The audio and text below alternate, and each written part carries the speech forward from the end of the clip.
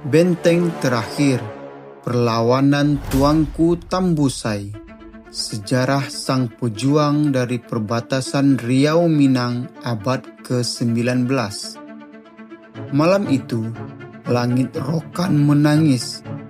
Api menyala di perbukitan, tapi Tuanku Tambusai masih duduk tenang, membaca ayat terakhir sebelum perang. Belanda mengepung dari 3 arah, peluru berterbangan, tapi di benteng Dalu-Dalu tak ada yang mundur. Selama darahku masih hangat, tanah ini tak boleh jatuh, katanya. Aku melihatnya menunggang kuda putih.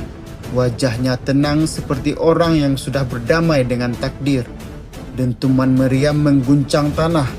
Kami melawan, bukan dengan jumlah, tapi dengan keyakinan. Ketika peluru menembus bahunya, dia masih berdiri.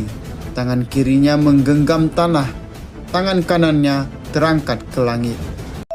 Fajar datang, musuh masuk, tapi benteng kosong.